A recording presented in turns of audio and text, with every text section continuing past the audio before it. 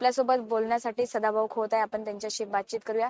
Sir, नेमकं काय सांगाल, आज अधिवेशनाचा शेवटचा दिवस आहे आणि शेतकऱ्यांचे प्रश्न मार्गी लागतील का?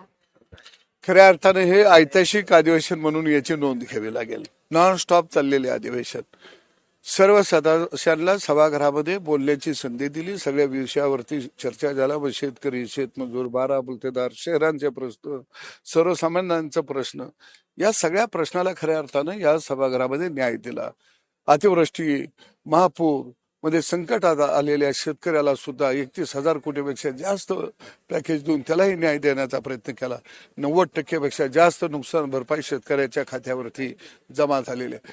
कापसाची जी खरेदीची मर्यादा होती क्विंटलची, ती सुद्धा वाढवण्यात आली. विदर्भातल्या कापूस उत्पादक शेतकऱ्याला, मराठवाड्यातल्या कापूस उत्पादक शेतकऱ्याला या अधिवेशनाच्या माध्यमातून न्याय देण्याचा निर्णय झाला.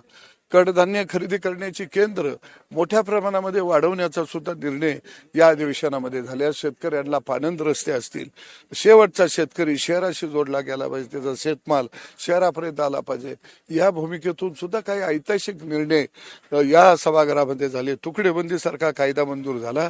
जवळजवळ 1 कोटीपेक्षा जास्त घरं बांधून राहिलेल्या लोकांना दिलासा या कायद्याच्या माध्यमातून निश्चितपणाने मिळणार आहे. आणि म्हणून मला वाटतं सर्व अंगानं चर्चा या अधिवेशनामध्ये झाल्या. कमी कालावधीतलं अधिवेशन सुद्धा हे मोठं काम करू शकतं, मोठं अनेक निर्णय घेऊ शकतं, हे अधिवेशनाच्या माध्यमातून झालेलं आहे. तुमचे सहकारी मित्र गोपीचंद पडळकर हे म्हणतात की जत तालुक्याला देवभूमी म्हणून घोषित करा. त्यावर निश्चितपणानं जत तालुका हा सांगली जिल्ह्यातला दुष्काळी तालुका म्हणून ओळखला जात होता. दुष्काळाचा कलंक वर्षानुवर्ष कपाळाला लागलेला होता. पण गोपीचंद पडळकर यांनी घोषणा केलेली होती की मी निवडून आल्यानंतर दुष्काळाचा कलंक मी पुसणार आहे. कारण ही भूमी खऱ्या अर्थानं सुपीक भूमी आहे आणि म्हणून त्यांनी अनेक शेतीला पाण्याच्या योजना पूर्ण झाल्या पाहिजे त्या म्हणून त्यांच्या कालखंडामध्ये कामाला सुरुवात केली. अनेक गावांच्या मध्ये आज कृष्णामाईचं पाणी खेळायला लागलं, तिथली शेती हिरवीगार व्हायला लागली. त्या भूमीवरती अनेक ऋषी, अनेक देवांचं आगमन झालेलं आहे. आणि म्हणून ही भूमी दुष्काळ भूमी नाही आहे, ही भूमी मागास असलेली नाही आहे, तर ही भूमी देवाची आहे. आणि म्हणून मला इथं देवाची पंढरी निर्माण करायची आहे, ही भूमिका घेऊन हा खऱ्या अर्थानं तरुण काम करत आहे. निश्चितच व्हिजन असणारा नेता हा जत तालुक्याला मिळालेला आहे गोपीचंद पडळकरांच्या. विरोधक हे म्हणत होते की ह्यावेळेस आम्ही शेतकऱ्यांना जे आहे ते शेतकऱ्यांना न्याय मिळवून देऊ असं ते विरोधक बोललेत. पण विरोधकांची संख्या सुद्धा आपल्याला कमी पाहायला मिळाली.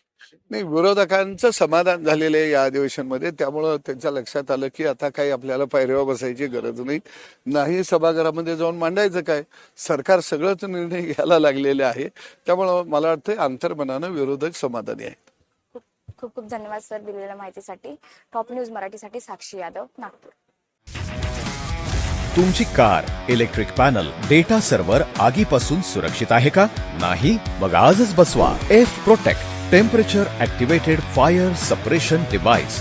यामध्ये आहे eco friendly non toxic pressurized liquid, जे आग लागल्यास क्षणार्धात ऍक्टिव्हेट होऊन आगीवरती मिळवते नियंत्रण. बसवण्यास अतिशय सोपे आणि सुटसुटीत टेकालिपचे एक दर्जेदार उत्पादन एफ प्रोटेक्ट.